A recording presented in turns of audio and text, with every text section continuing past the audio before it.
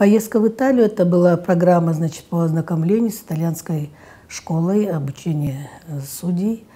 Данная поездка также включала, значит, ознакомиться с судебной системой Италии. И мы в составе делегации, то есть это были как Высшая школа правосудия, так и член Совета судей. В данной, значит, поездке участвовали Национальная школа Украины и Армении. Что можно сказать про итальянскую школу? Во-первых, итальянская школа – это Высший совет магистратуры, куда она входит в одну из ветвей власти. Различие в чем? Если Высшая школа правосудия при Верховном суде, то и одной из ветвей власти у нас является судебная власть, то одной из ветвей власти, значит, является Высшая школа магистратуры, которую возглавляет президент. И что же впечатлило, значит, в данной школе? То, что обучение проходит, это длительный отбор, длительное обучение, в отличие от обучения, значит, Высшей школы правосудия. Во-первых, то, что, значит, обучение проходит там судьи и прокуроры, то есть это совместное обучение. При поездке, значит, мы ознакомились также с работой апелляционного суда Высшей школы магистратуры, встречались с членами Совета магистратуры, встречались с административным персоналом. Также были в школе во Флоренции, которая действительно это отдельная школа, куда приходят и обучаются судьи. Программа обучения у них, значит, 18 месяцев, проходят стажировку. Это у них обучение делится поэтапно. Это первый этап, значит, в разных отраслях они проходят обучение. Второй этап – это 6 месяцев стажировки. Вот это все, конечно, очень хорошо, поскольку действительно, чтобы обучить судей, это должен быть длительным процессом. И, кроме того, хорошо там поставлен вопрос, значит, вот в таком плане. У них онлайн обучение, то есть дистанционное обучение. Мы только вот данное дистанционное обучение хотим внедрить, значит, у нас в ВШП. Кроме того, у них имеется реестр, то есть огромное такое пособие, где разработаны все темы, материалы, по которым, значит, претендент, а кроме того и судьи могут выбирать себе темы, по которым хотели бы обучиться, делать заявки. И вот в таком плане у них формируется, значит, программа обучения. В данном случае хотелось бы, конечно, у нас это тоже внедрить, поскольку на данном этапе у нас дистанционного обучения нет, но приехав с Италии, мы, в общем-то, план работы на 2020 год поставили таким образом, что опрашивали судей, какие темы они хотели бы услышать в 2020 году. Кроме того, направили, значит, запросы в организации, в общественные организации, в Совет судей, в дисциплинарную комиссию, какие имеются нарушения у судей, какие именно по каким именно предметам, чтобы сформировать план на 2020 год и провести углубленное обучение. Если в итальянской школе у них обучение начинается с претендентов, и, то есть подготовка к судебной деятельности, у нас тоже было обучение претендентов, но с января 2019 года Конституционный суд посчитал, что это неконституционно, нарушаются нормы, то есть не всем доступно обучение, в связи с чем, значит, в данное время наш этот отдел не работает, но мы вышли каким образом из данной ситуации. У нас организована комплексная программа обучения. Это впервые назначенных судей, судей первой инстанции, судей второй инстанции, которые обучаются у нас 6 недель, из них неделя стажировки. Вот таким образом мы стараемся повысить повышение квалификации наших судей. Поскольку основная цель и задача, а также функция Высшей школы правосудия – это обучение, повышение квалификации судей и работников суда. то есть непрерывное. Вот согласно закону о статусе судей Кыргызской Республики, обучение должны судьи проходить один раз в 3 года. А в итальянской школе они обучаются, обязательное обучение, это в год один раз они должны повышать свою квалификацию. Понравилось еще в итальянской школе то, что они обучают отдельно, то есть у них комплексная программа обучения председателей судов. У нас тоже проходит обучение председателей судов. У нас в основном тема это менеджмент и управление. Но на сегодняшний день, вот исходя из опыта итальянской школы, мы думаем, что действительно нужна комплексная программа обучения для председателей судов. Это не только менеджмент и управление, это бюджетирование. Кроме того, значит, у нас председатели судов рассматривают дела по несовершеннолетним. Это ювенальная юстиция. В связи с чем, мы думаем, вот, можно включить в программу вот эти вот все темы, объединить и проводить комплексное обучение председателей судов, поскольку у нас каждые 3 года председатель судов избирается. То есть это получается, что необходимость в этом есть. Кроме того, мы бы хотели бы взять, как я уже сказала, дистанционное обучение судей. У нас разработана стратегия, разработана онлайн-платформа. Онлайн-платформа уже с 2020 года будет как бы уже работать. И в этой связи нам, конечно, необходимо формирование. Вот у них есть электронная библиотека. В итальянской школе это тоже очень хорошо. Мы уже начали в этой части. Когда обучаешь, раздаешь пособие для судей, как бы не каждый может потом заглянуть в это пособие. А если это будет, как говорится, вот, будет существовать электронная библиотека, это очень удобно. Мы посчитали, что с итальянской школы это нужно взять, и мы действительно его как бы начали уже внедрять. Помимо этого, значит, что хорошего в итальянской школе? Ну, хотя я уже как это до этого сказала, что у нас очень большое различие и в структуре, и в повышении квалификации. Но независимо от этого, мы думаем, что вот у них понравилось то, что когда работают психологи, имеется кабинет психологов, это действительно необходимо. У нас данные темы есть, обучаем, но этого, наверное, недостаточно, поскольку когда особенно вот эти впервые назначенные судьи, обязательно, наверное, нужно, чтобы работал психолог с ними. Вот в этой части тоже, думаем, наверное, нужно будет внедрить как новшество.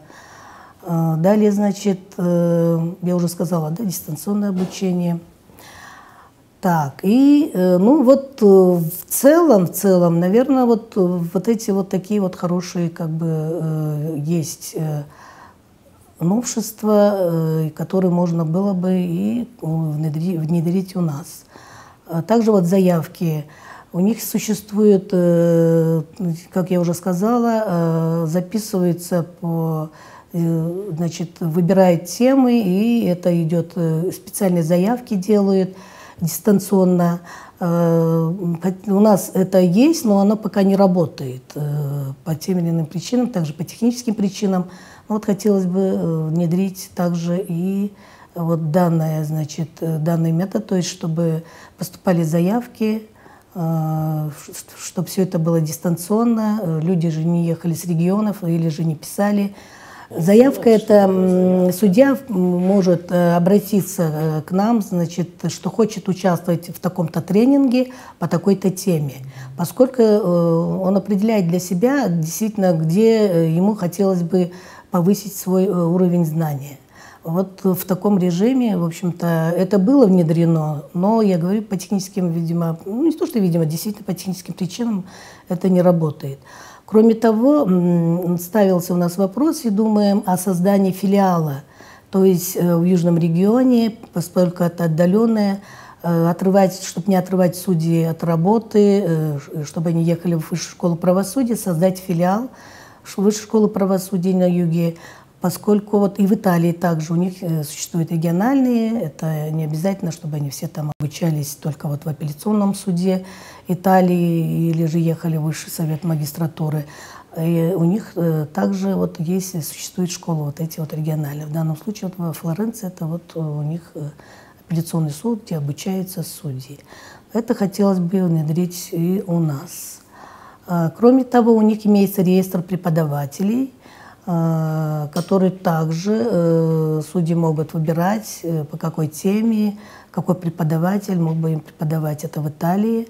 У нас же штатная численность, если сказать вот про Высшую школу правосудия, то у нас 43 штатных единиц, из них 25 это госслужащие и 10 преподавателей. Эти преподаватели, в общем-то, вот с 2018 года у нас работают. Это наши преподаватели, которые работают над пособиями, также преподают.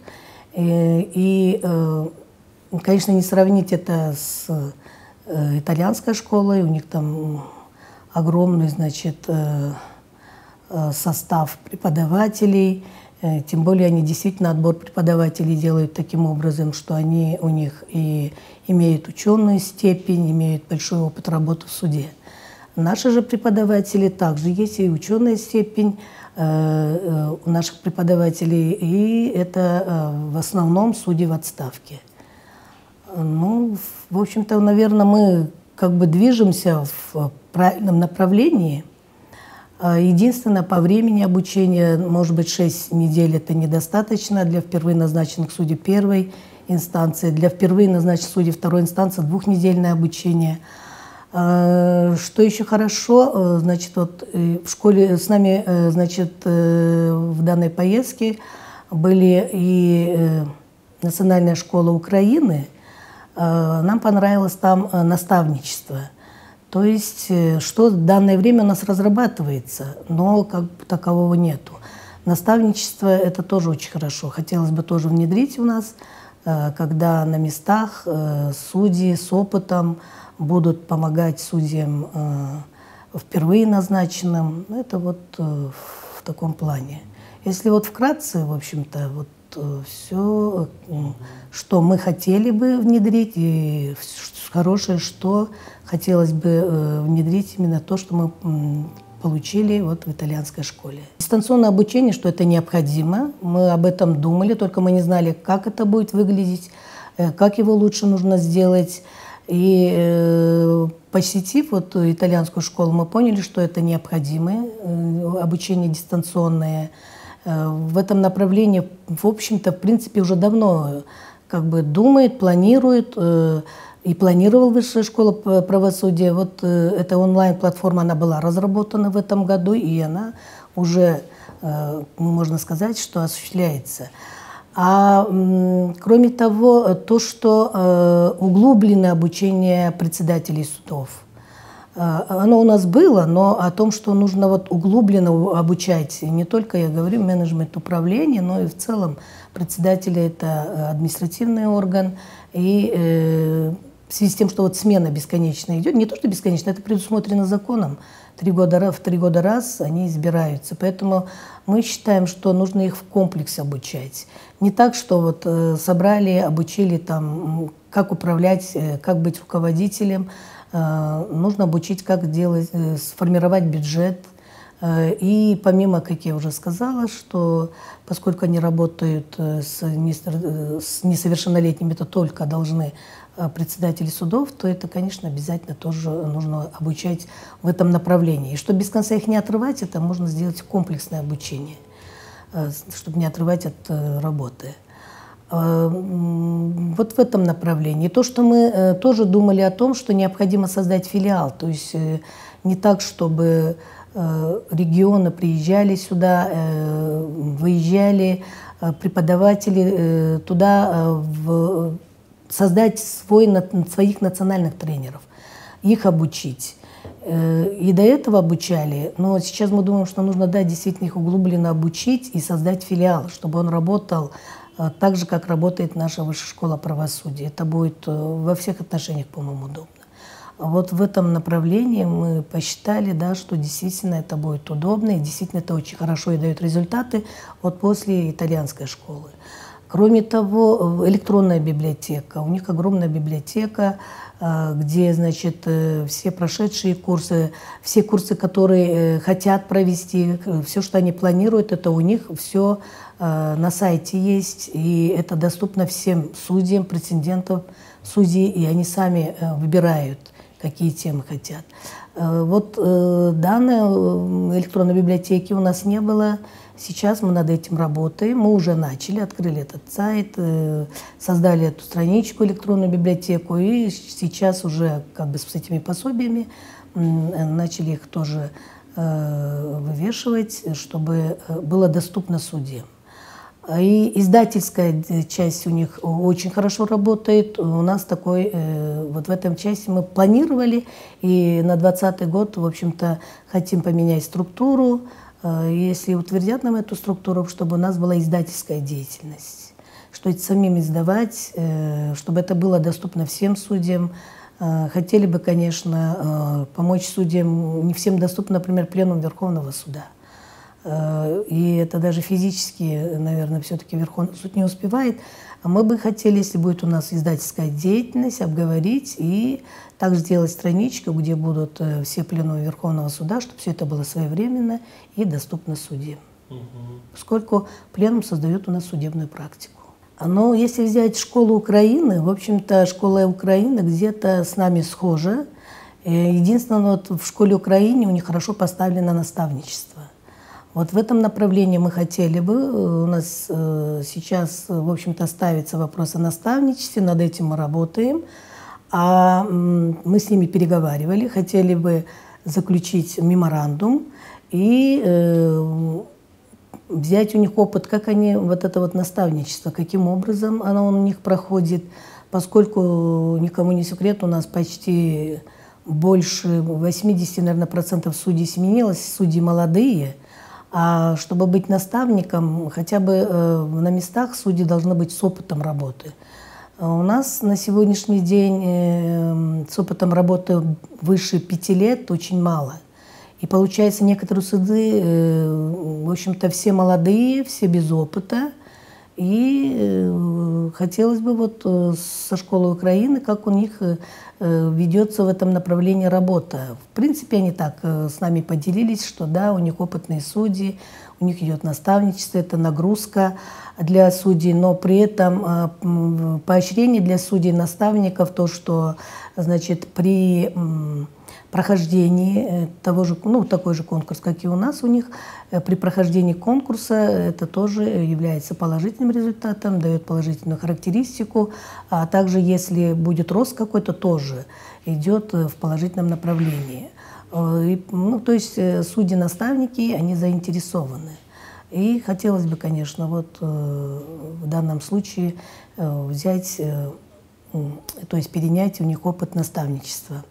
А Армения это академия у них как бы образовательная школа. Если мы школа повышения квалификации, то у них образовательная, у них система, конечно, иная, но нам понравилось то, что обучение, проживание, значит, обучаешься судей, все у них в одном здании. То есть в этом плане очень удобно то, что у них имеются условия для обучения судей, претендентов. Вот в этом плане тоже можно было бы перенять, чтобы, если к нам приезжают судьи с регионов, то мы обязательно их помещаем в гостиницы. Ну, где-то, может, это и не очень удобно. А у них все находится внутри. То есть и гостиница, и, как говорится, питаются они там и обучаются. Вот в этом плане. А так у них, конечно, немного, у них тоже можно перенять дистанционное обучение. И в школе Украины, и в академии, значит, Армении у них уже давно идет вот это вот онлайн-обучение. Вот в этом плане, да. Мы с ними разговаривали, общались, потом была презентация, мы презентовали свою школу, они презентовали, значит, свою школу. И, в общем-то, где-то, да, это постоянное повышение квалификации, это у нас у всех одинаково, все руководствуются статусом, законом о статусе судей, как и в Армении, так и на Украине. Вот, в общем, а в целом обучение, как бы, вот, если отличие дистанционное обучение, вот это наставничество, остальное, в общем-то, одинаково. Единственное, у нас, согласно закону, мы должны 1 раз в 3 года повышать квалификацию, а у них ежегодное повышение. Это, наверное, правильно. Мы хотели бы, значит, внедрить дистанционное обучение. Школа Армении, они пользуются программой HELP. Они нам сказали, что, ну, в принципе, это всем доступно, это действительно всем доступно.